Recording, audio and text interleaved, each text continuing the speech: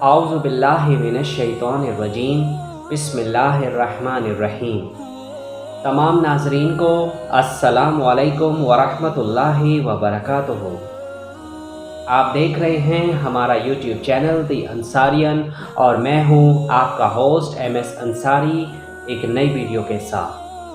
ہم اپنے تمام ناظرین، ہمارے سننے والوں، ہمارے چاہنے والوں کو ہمارے یوٹیوب چینل پر ایک بار پھر سے دل سے خوش آمدید۔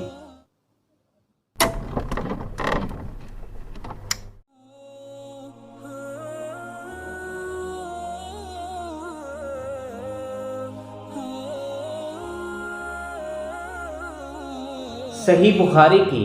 حدیث نمبر 1391 میں ارشاد ہے کہ ہشام اپنے والد سے اور وہ عائشہ رضی اللہ عنہ سے روایت کرتے ہیں کہ آپ نے عبداللہ بن زبیر رضی اللہ عنہما کو وصیت کی تھی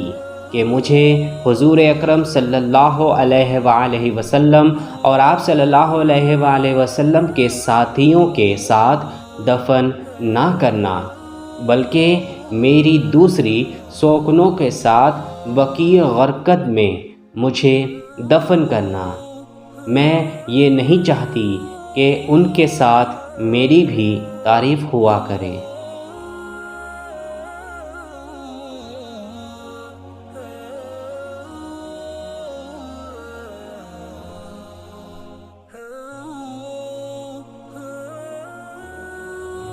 صحیح بخاری کی حدیث نمبر 1392 میں ارشاد ہے کہ ہم سے قتیبہ نے بیان کیا، کہا کہ ہم سے جریر بن عبد الحمید نے بیان کیا، کہا کہ ہم سے حسین بن عبد الرحمن نے بیان کیا، ان سے عمر بن میمون عودی نے بیان کیا کہ میری موجودگی میں حضرت عمر بن خطاب رضی اللہ عنہ نے عبداللہ بن عمر رضی اللہ عنہما سے فرمایا کہ اے عبداللہ،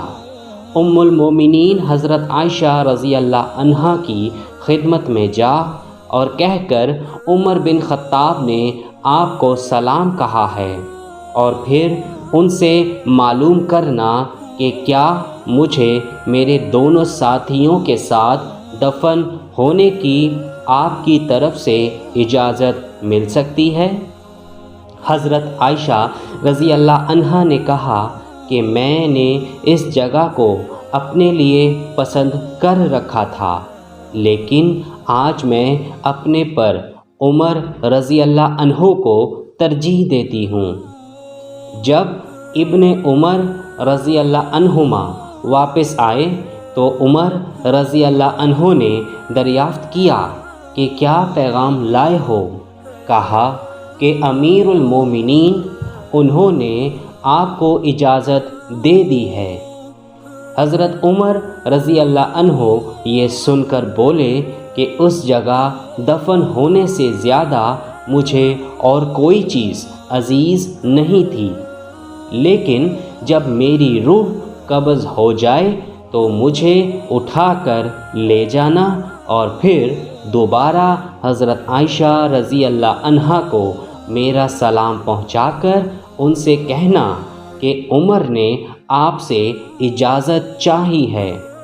اگر اس وقت بھی وہ اجازت دے دیں تو مجھے وہیں دفن کر دینا، ورنہ مسلمانوں کے قبرستان میں دفن کر دینا۔ میں اس امر خلافت کا ان چند صحابہ سے زیادہ اور کسی کو مستحق نہیں سمجھتا جن سے رسول اللہ صلی اللہ علیہ وآلہ وسلم اپنی وفات کے وقت تک خوش اور راضی رہے۔ وہ حضرات میرے بعد جسے بھی خلیفہ بنائیں، خلیفہ وہی ہوگا، اور تمہارے لیے ضروری ہے کہ تم اپنے خلیفہ کی باتیں توجہ سے سنو اور اس کی اطاعت کرو۔ آپ نے اس موقع پر حضرت عثمان، علی، طلحہ، زبیر، عبد الرحمن بن عوف اور سعد بن ابی وقاص رضی اللہ عنہم کے نام لیے۔ اتنے میں ایک انصاری نوجوان داخل ہوا اور کہا کہ اے امیر المومنین، آپ کو بشارت ہو، اللہ عز و جل کی طرف سے آپ کا اسلام سے پہلے داخل ہونے کی وجہ سے جو مرتبہ تھا وہ آپ کو معلوم ہے۔ پھر جب آپ خلیفہ ہوئے تو آپ نے انصاف کیا، پھر آپ نے شہادت پائی۔ حضرت عمر رضی اللہ عنہ بولے، میرے بھائی کے بیٹے، کاش ان کی وجہ سے میں برابر چھوٹ جاؤں، نہ مجھے کوئی عذاب ہو اور نہ کوئی ثواب۔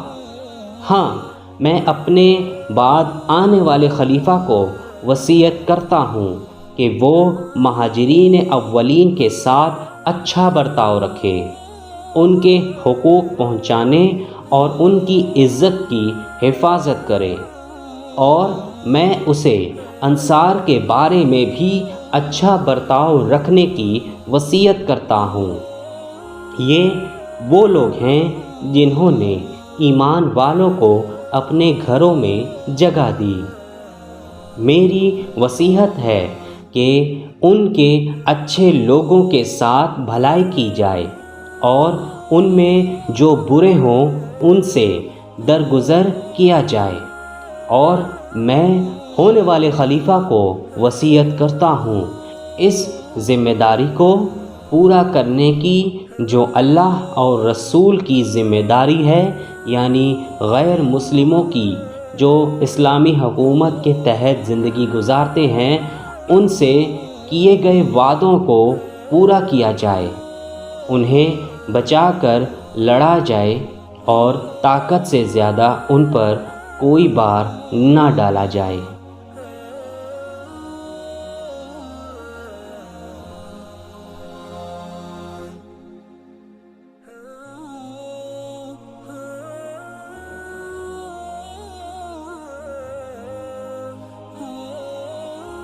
صحیح بخاری کی حدیث نمبر 1393 میں ارشاد ہے کہ ہم سے آدم بن ابی ایاس نے بیان کیا، انہوں نے کہا ہم سے شعبہ نے بیان کیا، ان سے عامش نے بیان کیا، ان سے مجاہد نے بیان کیا، اور ان سے ام المومنین حضرت عائشہ رضی اللہ عنہا نے کہ نبی کریم صلی اللہ علیہ وآلہ وسلم نے فرمایا، مردوں کو برا نہ کہو، کیونکہ انہوں نے جیسا عمل کیا اس کا بدلہ پا لیا۔ اس روایت کی مطابقت علی بن جعد، محمد بن عرعرہ اور ابن ابی عدی نے شعبہ سے کی ہے، اور اس کی روایت عبداللہ بن عبد القدوس نے عامش سے اور محمد بن انس نے بھی عامش سے کی ہے۔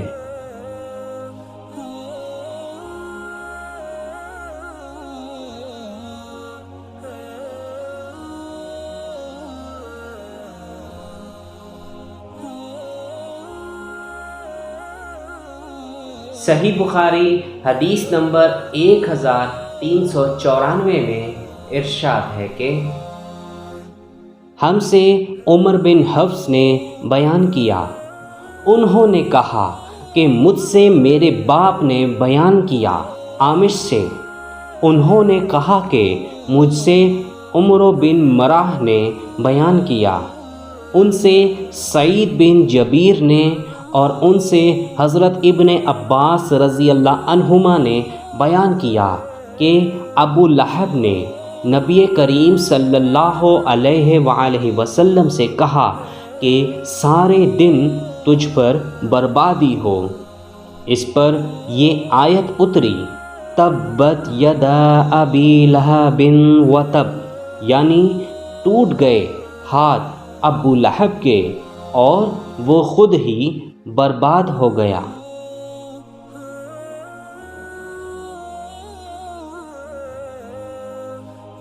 اگر آپ کو یہ ویڈیو پسند آئے تو اس کو ضرور لائک کریں اور اپنے دوستوں کے ساتھ شیئر کرنا بالکل بھی مت بھولیں۔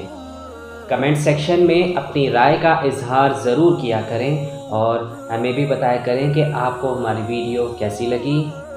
اور اگر آپ اس سے پچھلی احادیث سننا چاہتے ہیں تو آپ اوپر آئی کے بٹن پر کلک کر کے سن سکتے ہیں۔ تو چلیے اب انتظار کیجئے ہماری نئی آنے والی ویڈیو کا۔ تو تب تک کے لیے